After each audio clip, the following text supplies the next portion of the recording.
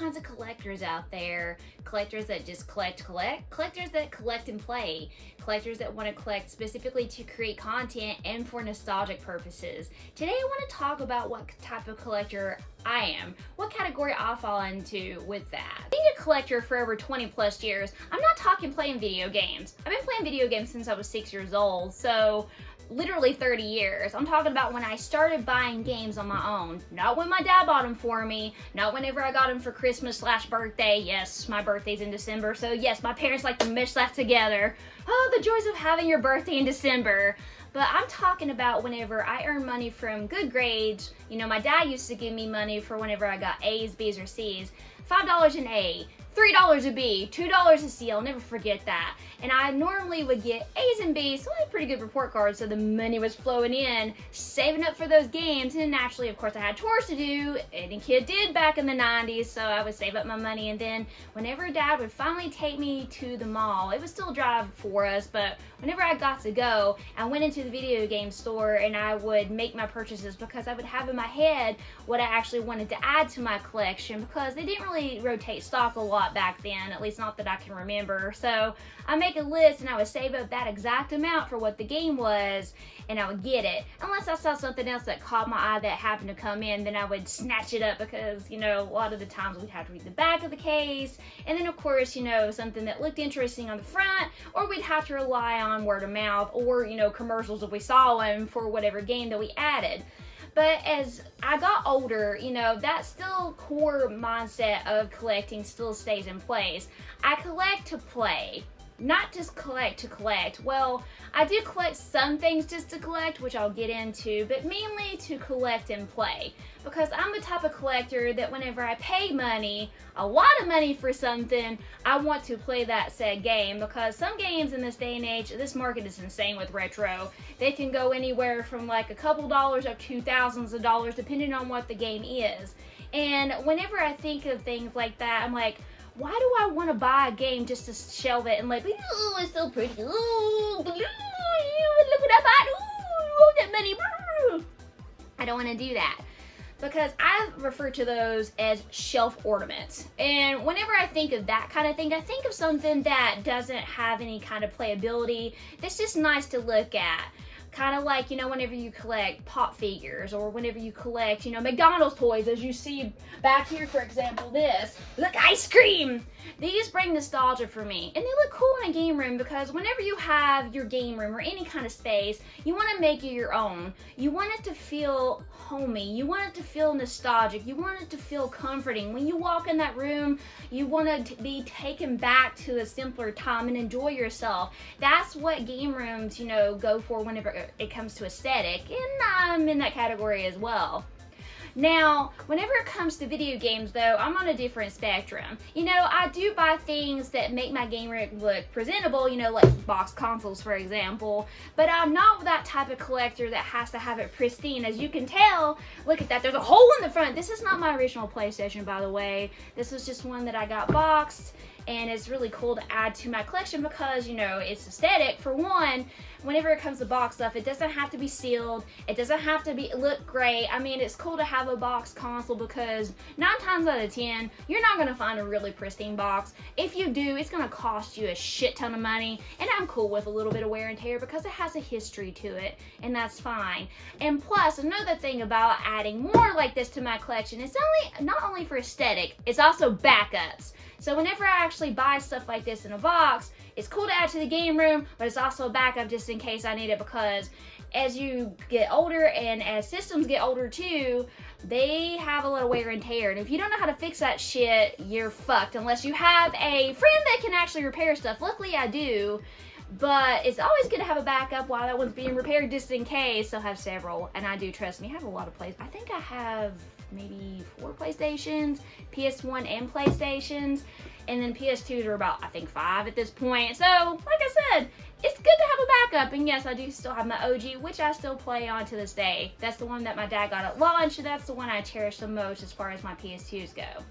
Now, as far as, you know, collecting games in general, you know, whenever it comes to that, there's a lot of games that I go back to nostalgia and have in my collection because a lot of them I lost for certain circumstances, because a certain somebody pawned them off. I went into that story enough. I don't need to go into it again.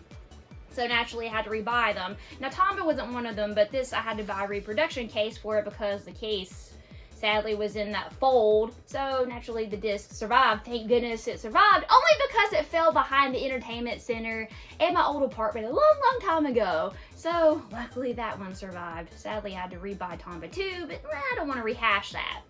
So nostalgia is a big factor whenever it comes to collecting for me. But another thing that comes into collecting for me is that I want to experience new games too. I want to play those games. I never got a chance to whenever I was younger. And you know, Rhapsody, I just recently played this one. I'm not a fan of tactical RPGs. I do not like them. I have tried several and they're bleh. To me, they're boring, they're mundane, they just don't capture my attention. But Rhapsody, a musical adventure, this one kind of opened my eyes a little bit more to tactical RPGs because it's got like a simpler form, it's got that humor, it's got the aesthetic, it's got everything that I look for in an RPG. Yes, it doesn't have the combat system like I like, but I can overlook that, and plus it is a shorter game too, so I can overlook that fact. But making memories is a big part of why I collect certain games too. And I don't just want to shelve them just for, you know, scenery for my game room. Collecting just to collect. I don't do too much of that, minus a few exceptions whenever it comes to my game room.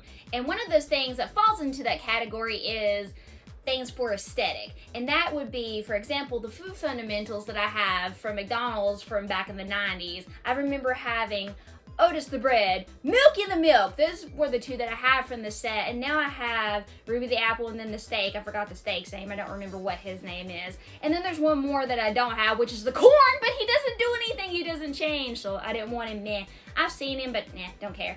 Now, another thing that I get as far as aesthetic goes is sometimes I'll get PlayStation magazines. Now, I don't want to collect them all. I mainly just collect certain issues. I have two. I have the Legend of Dragoon edition, which of course is my favorite game. Duh, I'm going to collect it. And then I have the PS2 Reveal edition, which I thought was pretty cool. So naturally, these are going to be for aesthetic and make my game room look pretty.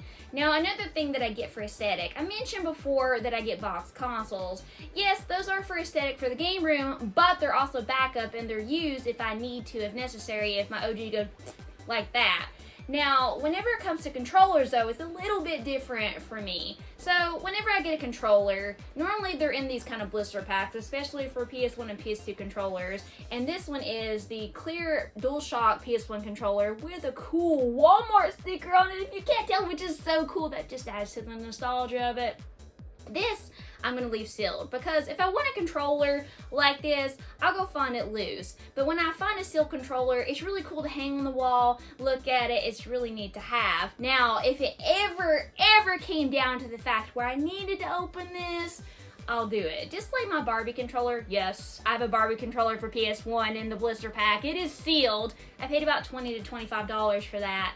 If I want to open it, I will, but you can get them loose for about maybe like 10 to 15 bucks. So I would just rather buy one loose and play with it, inspect to see how it is, versus open the one that I have sealed, because it's just cool to look at and it's a piece of history. Now, whenever it comes to opening stuff up and using it that's boxed like for accessories, of course I'm going to have to use this fishing reel for the Dreamcast, especially if I want to reel in some fish whenever it comes to the Dreamcast system. This one's already open, I've already used it a little bit, and it's pretty cool to have stuff like that. Like I said, buying box stuff is really cool for an aesthetic whenever it comes to people that collect just to collect, because they want to fill their game room with childhood past, the nostalgia. It feels really good to have a space whenever you can come into and just breathe that in. Now, another thing that people do whenever they collect, they like to collect because they like to hunt, and they like to fill their room with that too. And I'm part of that too. I like hunting, I like finding stuff to put in my collection, but like I said, I'm very picky when it comes to that. Now, the final thing that I want to talk about is content creation. Now, whenever it comes to me on that perspective, I don't make content solely for, whenever I pick up something. I'm going to be like, ooh, I'm going to pick that up to make a video about it. I don't do that. Whenever I pick something up, it's for me to enjoy, and then if I want to share it with you guys, I will. And if not, it'll just sit here for my enjoyment. That's the whole purpose of me whenever it comes to me as a collector. My number one rule is always collect to play, and then of course number two is to enjoy, and then of course nostalgia is a big factor, and having my space to just come into, bring back the memories and enjoying my time with my video games because they're there to play.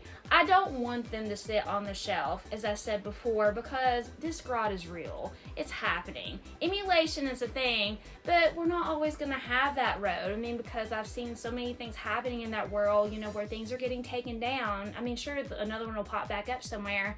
Now, whenever it comes to emulation, I don't know much about that, so I can't necessarily talk about that. That's not my wheelhouse. A lot of people can go on that trajectory all day long. For me, it's physical content whenever it comes to media for video games. That's what I stick with, that's what I know, and that's what I feel comfortable, you know, playing.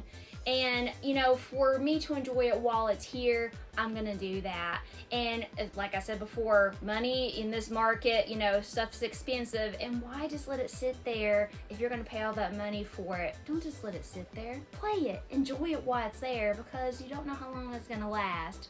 But that's all the time I have for you, my friends. But before I go, I wanna know from you, what kind of collector are you? Do you collect just to collect? Do you collect and play? Do you make content? Do you like the thrill of the hunt? Let me know. But until next time, this is the PlayStation Girls signing out. Game on!